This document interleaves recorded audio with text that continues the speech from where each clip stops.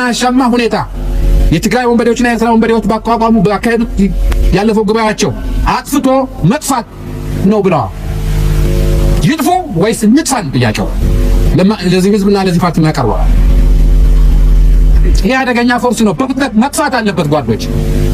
እኔ ከየትኛውም ሀገር ጋር ግጭት አልፈልግም። ከየትኛውም ሀገር ጋር አታካራ አልፈልግም። በሰላም የኢትዮጵያን ብልጽግና የሚረጋገጥበትን መንገድ መስራት ብቻ ነው የምፈልገው። እንድትረዱት የምፈልገው ሌሎች ኃይሎች በኢትዮጵያ ክብርና ጥቅም ከመጣችሁ አንገቴ ይቀላል እንጂ አይደረግም። እሱ በመጠምዘዝ የሚሆን ነገር የለም። ተላላኪ መንግስት ኢትዮጵያ ውስጥ አይፈጠርም። ጥቅም አላችሁ።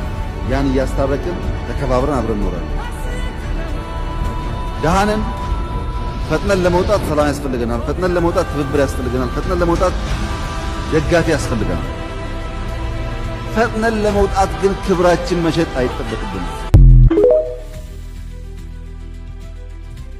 ከግብጽ ከአሉ ብርሃን ከሻዕቢያ መሳሪያ አግኝተናል፣ እጥቅ አግኝተናል እያሉን የትግራይ ህዝብ ውሸት ነው እንዳታምናቸው።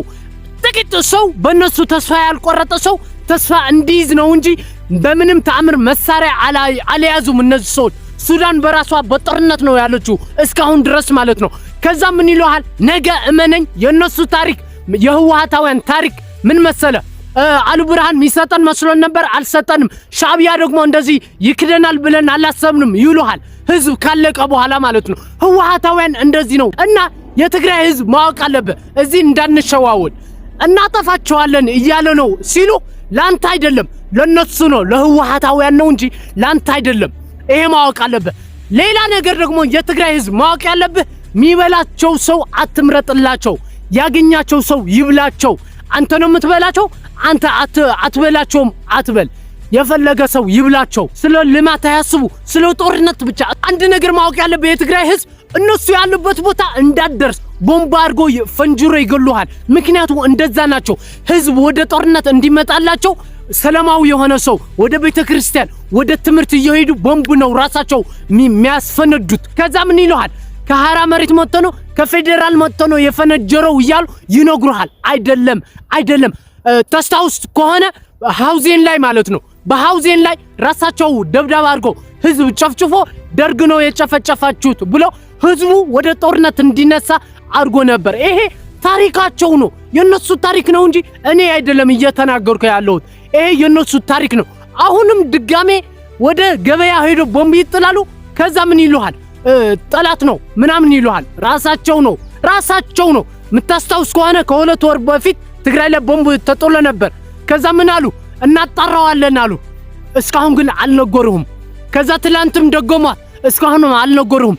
ወጣት ተስፋ ቆርጦ ወደ እነሱ እንዲሄድ ነው የሚፈልጉ የትግራይ ህዝብ። አንተ እወቃቸው። አሁን ወደ ዕለቱ ዜናም እናመራለን። በኢትዮጵያና ኤርትራ መካከል ውዝግቡ በከፍተኛ ደረጃ በተወጠረበት በአሁኑ ወቅት ጦርነቱ ከተነሳ ኤርትራ ልትቋቋም አትችልም ሲል አውስትራሊያዊ ጸሐፊ አሳሰበ።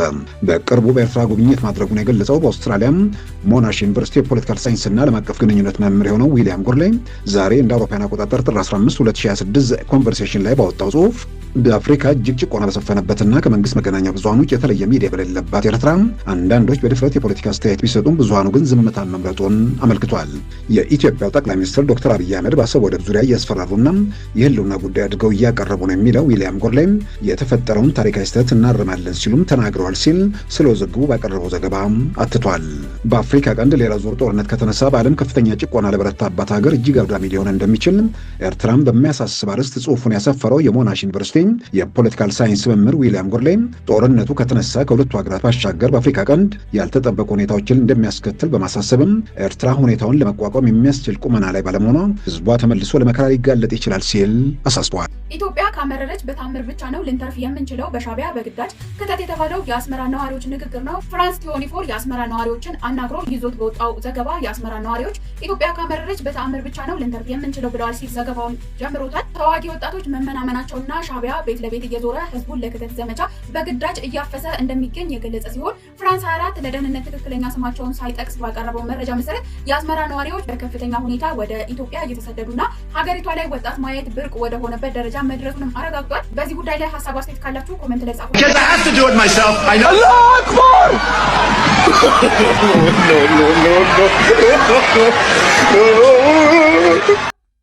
አሰብ የኢትዮጵያ ነፃ ወደብ ብሎ ያገለግላል።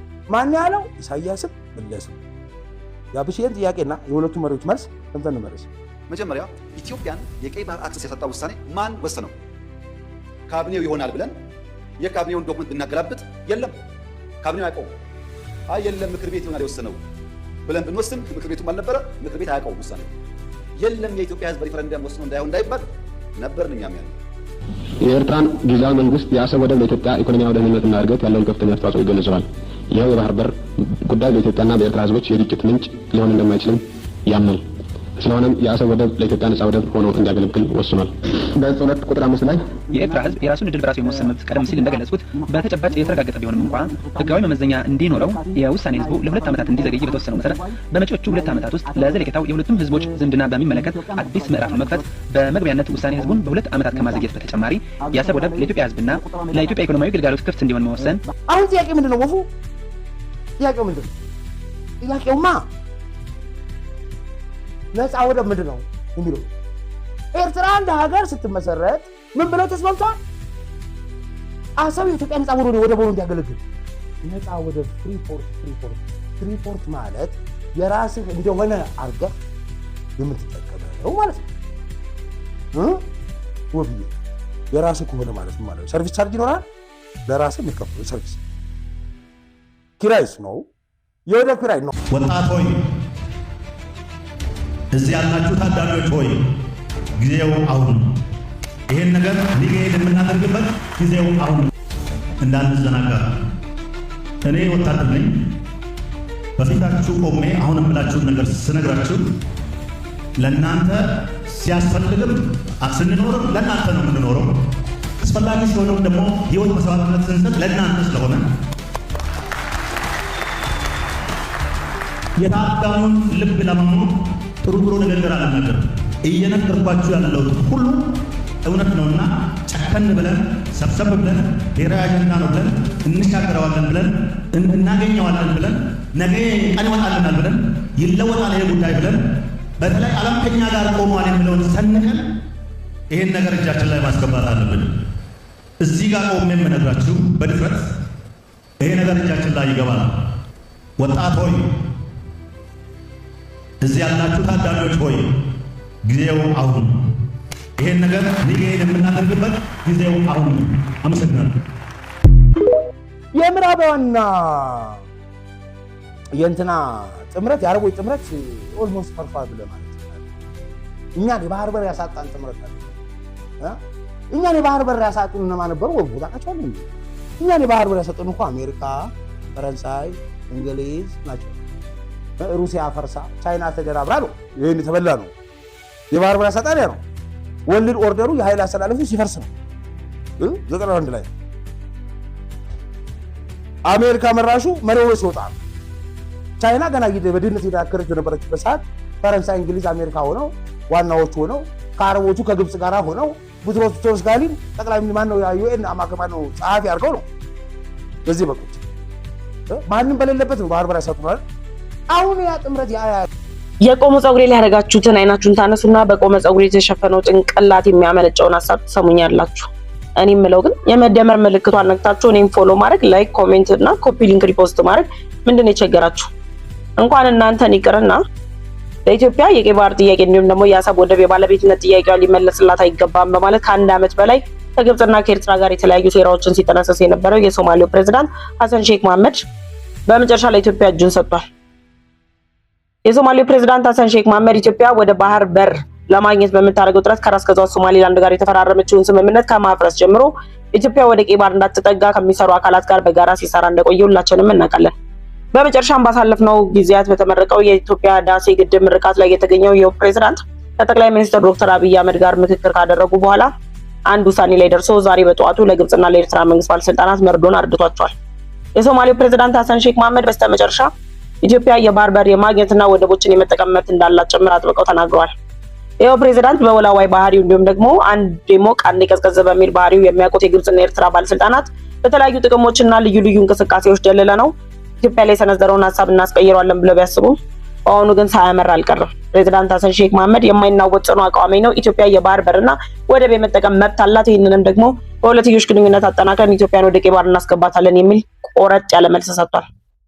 ይሄ ማለት ነው ኢትዮጵያና ራስ ገዟ ሶማሊላንድ የተፈራረሙበት የበርበራ ወደብን ጨምሮ ኢትዮጵያ የተለያዩ የሶማሌ ወደቦችን የመጠቀም መብት አላት።